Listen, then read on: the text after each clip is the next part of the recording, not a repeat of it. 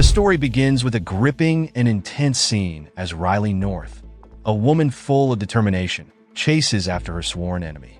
The streets are bustling with people, but Riley pushes through with her focus unshaken.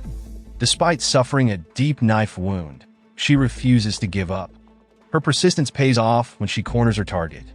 With her emotions running high, Riley pulls out her gun and delivers the final shot, ending the problem that has haunted her for years. Exhausted after the struggle, Riley went to a hidden corner of the city, a rundown slum where she has been living in secrecy.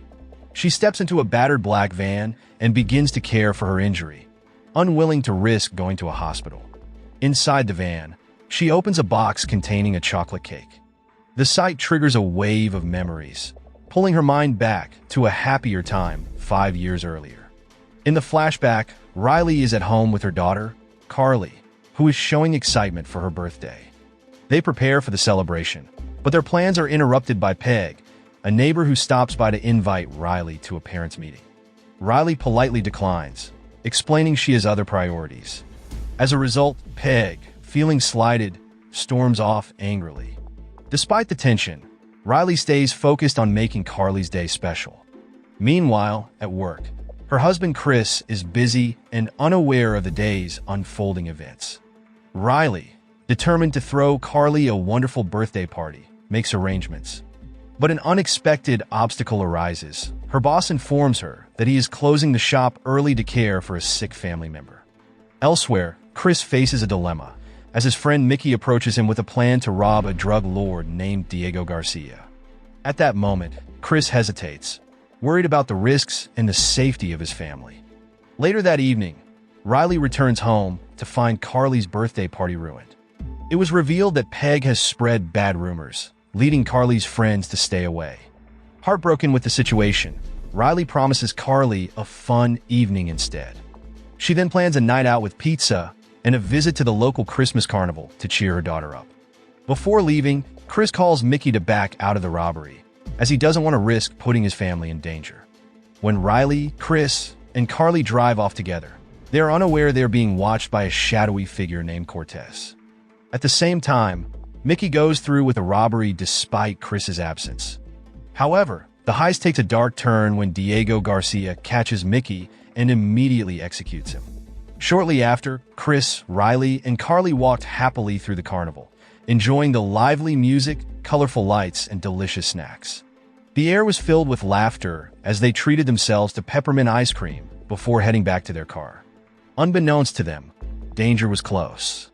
Hidden in a parked car nearby, Garcia's men watched their every move, waiting for the right moment to strike. Suddenly, chaos erupted. Garcia's men ambushed the family, shooting Chris and Carly without hesitation. Riley, horrified and desperate, ran toward her family, only to be shot as well. As a result, she fell to the ground and her vision fading as she lost consciousness. Moments later, police arrived at the scene. Riley, barely alive, was rushed to the hospital in critical condition. As doctors fought to save her life, a detective began combing through the crime scene, searching for clues to identify the attackers. Days passed, and Riley's condition slowly improved. When she was finally stable enough for visitors, a detective named Stan came to see her. At that moment, Stan introduced himself and gently explained that he was investigating the attack that had claimed the lives of her husband and daughter.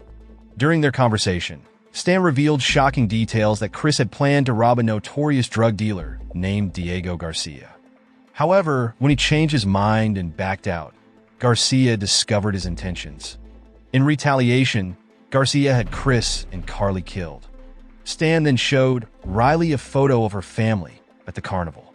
As she stared at it, fragments of memory resurfaced. She recalled seeing the faces of the attackers that night. Because of this, Stan immediately arranged for Riley to go to the police station and identify the shooters. A few days later, Riley was brought to the attacker. One by one, the suspects were presented to her. With clarity and certainty, she identified the 3 men responsible for the murder of her family. Meanwhile, Stan and his partner, Detective Moses, were discussing the case in a quiet garden. Moses then handed Stan a piece of crucial evidence, a police badge found at the scene of the crime.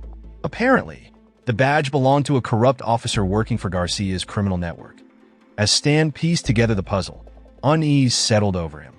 The involvement of a corrupt officer meant Garcia's influence extended deep into the police force. Not only that, Moses also reminded Stan of the ruthless nature of the crime. Chris had merely considered the robbery, but had ultimately chosen not to proceed. Yet Garcia had still exacted his brutal act. Moses then cautioned Stan to tread carefully, warning him of the risks involved in pursuing Diego Garcia. The ruthless drug lord was known to silence anyone who posed a threat to his empire, no matter who they were. The weight of the danger left Stan feeling conflicted and powerless. Meanwhile, Riley was struggling to face with the devastating loss of her family. Her home, once filled with warmth, now felt cold and empty. One afternoon, a man suddenly knocked on her door, offering her money in exchange for her silence. His eyes lingered on her medicine, but Riley swiftly grabbed it back. With a fierce determination, she shoved the money into his hands and sent him away, refusing to be bought. A week later, Riley prepared herself for the upcoming trial. She was determined to testify against the men who had destroyed her family, clinging to the hope of justice. But the courtroom was suffocating, and a growing sense of unease gnawed at her.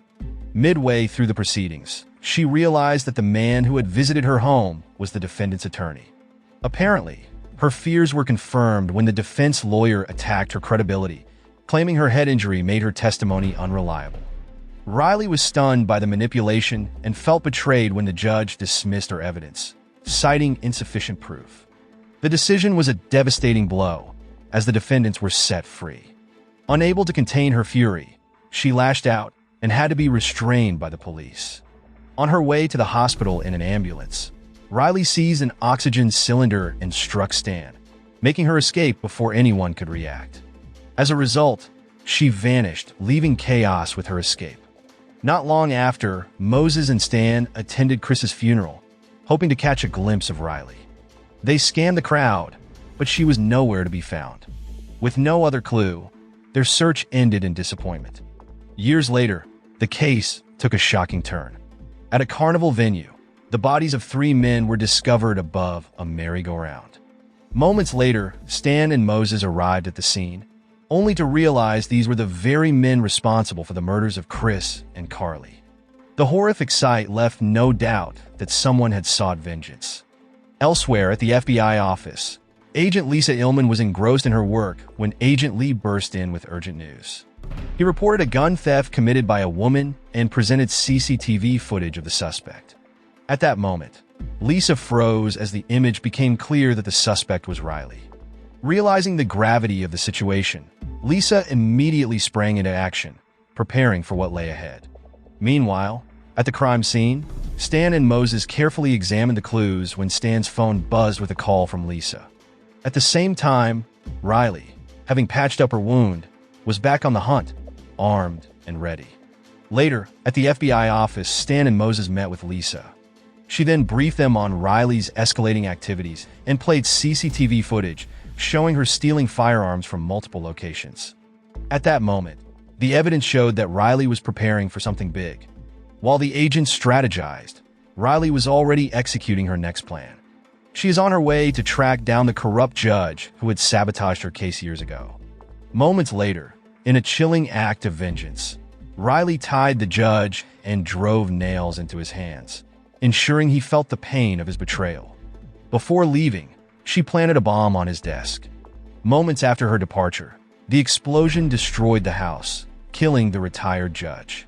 As news of the explosion reached Stan, a phone call confirmed the judge's death. At that moment, the urgency of stopping Riley grew stronger, as they knew her revenge was far from over. On the other hand, Cortez arrived at Garcia's hideout with alarming news. He informed Garcia that Riley had killed the judge they had bribed to protect their interests. Garcia, furious and worried about the threat Riley posed, ordered Cortez to put a hit out on her, offering a hefty reward for her capture.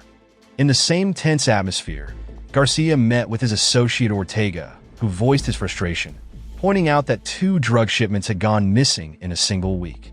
Though Garcia brushed off the issue, Ortega warned him that compared to powerful figures like Cortez, as Garcia was merely a small-time player in the drug world. Unexpectedly, the tension between them hinted at cracks in their alliance. In another part of the city, Riley is seen boarded a bus, her mission momentarily set aside, as she handed toys to a little girl sitting quietly with her father, who was visibly drunk. When the father stepped off the bus to buy more alcohol, Riley followed him and cornered him, pointing a gun directly at his mouth. She then delivered a chilling warning to prioritize his daughter's happiness or face the consequences. Later, Riley, determined to find a man named Marvin, disguised herself as a scavenger and infiltrated the building where Marvin was hiding. Her disguise worked briefly, but she was quickly discovered by two guards. With sharp reflexes, she neutralized them and pressed forward. As she moved deeper into the building, Riley peered through a crack in a door, but her presence was detected. A fierce firefight broke out. Though outnumbered, Riley's precision and determination gave her the upper hand. One by one, she took down her attackers, leaving Marvin as the sole survivor. Marvin, shaken and terrified after the attack, hurried to Garcia to report what had happened. Garcia's anger flared as he demanded to know if Riley had stolen any money. Hearing this, Marvin hesitated before admitting that she hadn't taken anything. Instead, she had burned all of their cash. Garcia, realizing the depth of her vengeance, ordered Cortez to tighten security at all their operations, as he knew that Riley wasn't finished.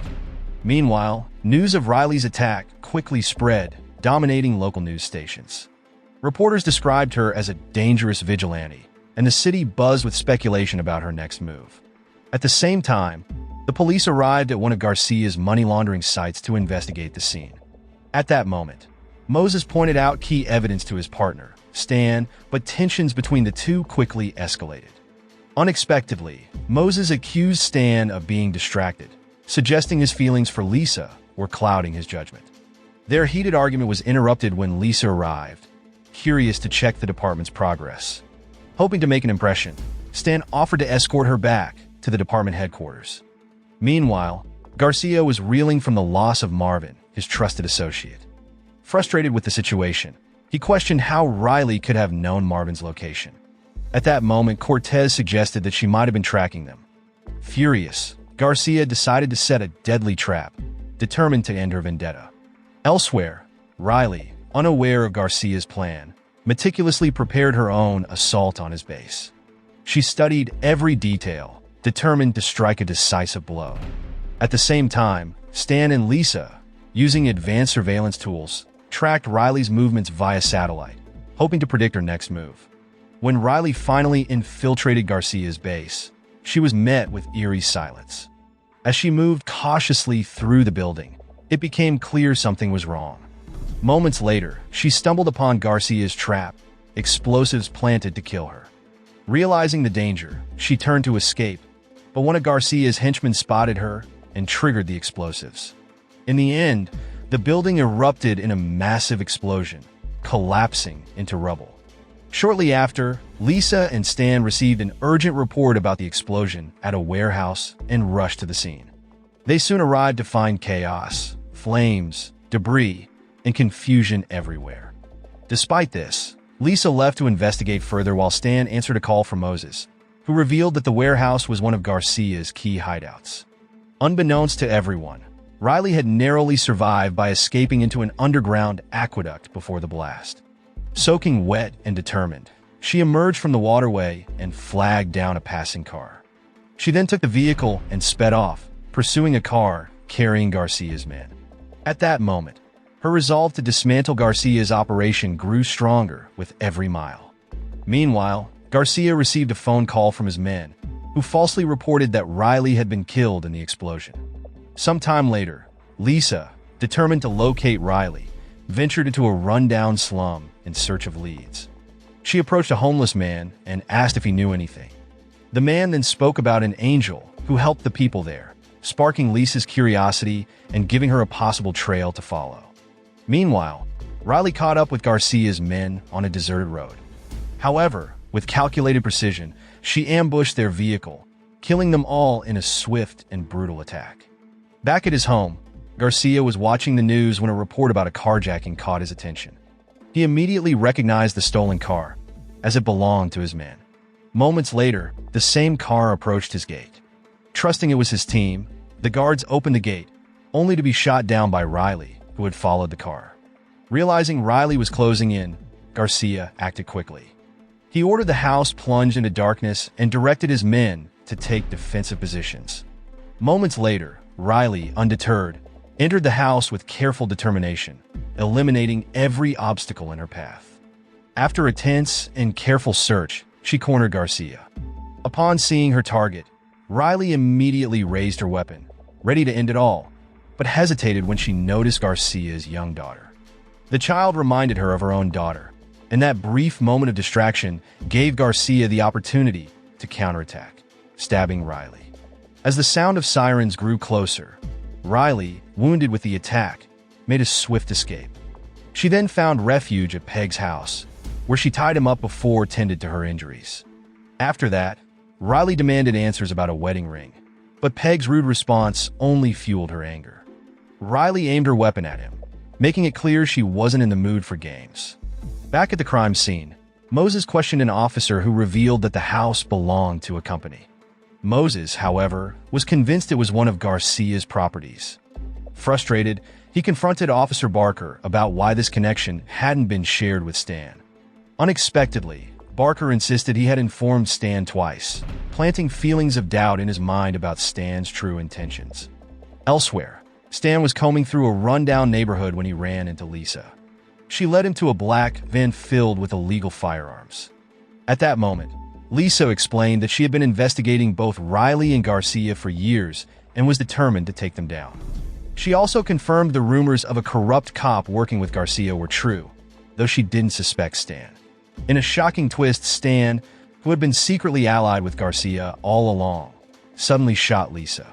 With her investigation, she had become a threat to Garcia's operation, and Stan couldn't risk her uncovering the truth.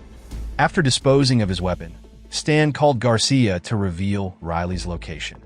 Wasting no time, Garcia and his men descended on the slum area. During this time, they split up to search for Riley, but she was prepared. Despite her exhaustion and the pain of her wound, Riley used her surroundings to her advantage. In one encounter, she caused a heavy vault to topple, crushing one of Garcia's men. Riley then found a radio used by Garcia's men and used it to contact him directly. Her voice was firm as she gave an option to surrender or watch all of his men die. But Garcia, confident with his men, dismissed her threat. As Riley continued to search the area, she heard the faint sound of a phone ringing nearby. Following the sound, she uncovered a box in the trash. Inside, to her shock, she found Lisa's lifeless body. Acting swiftly, Riley took her phone and went live on social media, exposing the corruption within the police force. At that moment, she revealed that Stan had been working with Garcia and disclosed the location where she and Garcia's team were hiding. With this information, police raced to the location, but what awaited them was a grim scene. Garcia had taken a young girl hostage, using her as leverage. He threatened to kill the child unless Riley revealed herself. Left with no other option, Riley stepped out of hiding, putting herself to help the young girl. Garcia wasted no time in unleashing his fury. He brutally beat Riley, but she endured the pain, taunting him to stall for time. As the sound of approaching sirens grew louder, Garcia and his men began to panic, realizing their escape route was closing. In a shocking twist, Garcia turned his gun on Stan, shooting him in a fit of anger and betrayal. Seizing the chaos, Riley intercepted Garcia, her fury and grief driving her actions. She delivered blow after blow, finally bringing the man who had ruined her life to his knees. As Garcia lay on the ground, defenseless, Riley aimed her gun at him, her finger tightening on the trigger. During this moment, Moses and the other officers arrived just in time, begging Riley to stop. But the weight of her loss and the burning desire for justice overcame her. She then pulled the trigger, ending Garcia's reign of terror. The police, acting quickly, fired at Riley, hitting her in the shoulder. Despite her injury, Riley managed to escape into the night. The next day, Moses found Riley at her husband's grave. She was pale and weak, with tears streaming down her face as she mourned her family. Without a second thought, Moses rushed her to the hospital. As Riley waited for treatment, news reports filled the airwaves. The city had rallied behind Riley, seeing her not as a criminal, but as a hero who stood up to injustice. Though public support for Riley was overwhelming, the law proceeded with its charges. While waiting for trial, Riley only spent time being treated in hospital. Despite this, Moses was the source of comfort, as he visited Riley often, reminding her that her actions had brought justice to a city long plagued by corruption. Thanks to her bravery, Garcia's drug empire crumbled and countless criminals were brought to justice.